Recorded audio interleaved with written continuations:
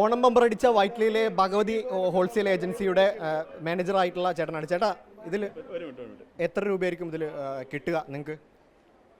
ഞങ്ങളെ സംബന്ധിച്ച് ഞങ്ങൾക്ക് 10% കിട്ടും. പക്ഷേ അതിൽ ഞങ്ങൾക്കല്ല കിട്ടുന്നത്, ഞങ്ങൾ സബ് ഏജൻറ്റിനാണ് ഞങ്ങൾ പൂർണ്ണമായിട്ട് പുള്ളിക്കാണ് കൊടുക്കുന്നത്. ഈ ലതീഷിന് എത്ര രൂപയായിരിക്കും കിട്ടുക? അതിൽ 2.5 കോടി കിട്ടും. അതിൽ TDS പോകും. TDS കഴിഞ്ഞുള്ള തുക പുള്ളിക്ക് കിട്ടും. ഈ വിജയ്ക്ക് മൊത്തത്തിൽ എത്ര തുകയായിരിക്കും കിട്ടുക? വിജയ്ക്ക് 25 കോടിയിൽ 10% മാറിക്കഴിഞ്ഞാൽ ബാക്കി 22.5 കോടിയിൽ 35%-ഓളം TDSും അഡീഷണൽ സെസ്സൊക്കെ പോകും. ഏകദേശം ഒരു 12 കോടി 88 ലക്ഷം രൂപയോളം കസ്റ്റമറിന് കിട്ടും. അതിൽ 2.5 കോടി ലജീഷിന് കിട്ടും അല്ലേ? 2.5 കോടി ലജീഷിന് കിട്ടും. നിങ്ങൾക്ക് അതിൽ എത്ര ശതമാനം വരുന്നു? ഞങ്ങൾക്ക് ഒന്നും കിട്ടില്ല. ഞങ്ങൾ പൂർണ്ണമായി ഞങ്ങൾക്ക് കിട്ടുന്ന തുക പൂർണ്ണമായും ഞങ്ങളുടെ സബ് ഏജൻസിന് കൊടുക്കും. ഞങ്ങൾ അങ്ങനെ പൈസ എടുക്കുന്ന ടീമല്ല. അപ്പോൾ തുടർച്ചയായ വിജയങ്ങളല്ലേ? പക്ഷേ ഞങ്ങളുടെ റീറ്റെയിൽ അടിച്ചിരുന്നെങ്കിൽ ഞങ്ങൾക്ക് കിട്ടിയേനെ പൂർണ്ണമായി. ഇത് ഞങ്ങളുടെ ഹോൾസെയിലാണ്. അപ്പോൾ ഞങ്ങളുടെ സബ് ഏജന്റിന് കിട്ടും. തുടർച്ചയായിട്ടുള്ള വിജയങ്ങളല്ലേ? 2022 കേരള ലോട്ടറിയിലെ ആദ്യത്തെ 25 കോടി അടിച്ചിരിക്കുന്ന ഞങ്ങളുടെ പഴവങ്ങാടിയിലെ ഷോപ്പിലാണ്.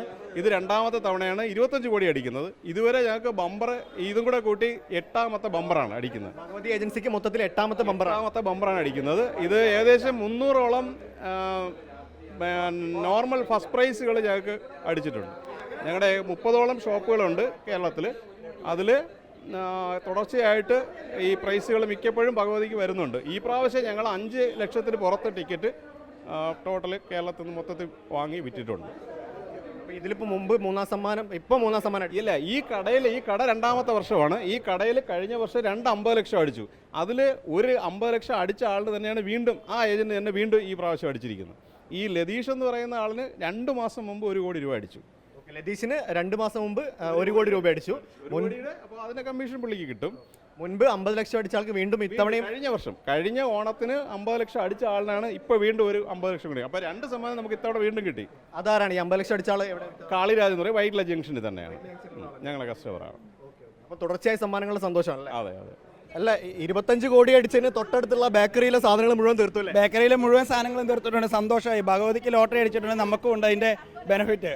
അതാണ് ഞങ്ങളൊരു സഹോദര സ്ഥാപനം പോലെ പ്രവർത്തിക്കുന്നതാണ്. ഇതിപ്പോൾ ജിലേബി, നേരത്തെ ലഡു, അങ്ങനെ കുറെ ഐറ്റം തീർന്നു. ഏകദേശം ഒരു 10,000-ന് മുകളിൽ ഇപ്പം തന്നെ തീർന്നിട്ടുണ്ട്. ഇനി അടുത്ത ലോഡ് വരാനിരിക്കുന്നുണ്ട്. തുടക്കത്തിൽ എന്തായിരുന്നു കൊടുത്തു തുടങ്ങി? ലഡു ആയിരുന്നു? ലഡുവാണ് കൊടുത്തു തുടങ്ങിയത്. ലഡുവായി, പിന്നെ ജിലേബിയായി, പിന്നെ കേക്കായി, ബിസ്ക്കറ്റായി, ഇങ്ങനെ പല ഐറ്റംസ് മാറി വന്നുകൊണ്ടിരിക്കുകയാണ്. ഇനിയിപ്പോൾ ബേക്കറിയിൽ എന്താ ബാക്കിയുള്ളത്? ബേക്കറിയിൽ ഒന്നും ബാക്കിയില്ല. ഇനി സോഡാ സർബത്തും ഫ്രഷ് ലൈമും മാത്രമേ ഉള്ളൂ. അതേ കൊടുക്കാൻ നടക്കുള്ളൂ. ഇത് കൂടി കഴിഞ്ഞപ്പോൾ ഇതോടുകൂടി കാലിയായി. അപ്പുറത്തൊരു കപ്പലണ്ടിക്കാരുണ്ട്, അത് കൂടെ തല്ലി പോകും. ഇല്ല, കപ്പലണ്ടി മിക്കവാറും വാങ്ങാൻ ആലോചിക്കുന്നുണ്ട്. അതാകുമ്പോൾ ഓരോന്ന് പെറുക്കി കൊടുക്കേണ്ടി വരും.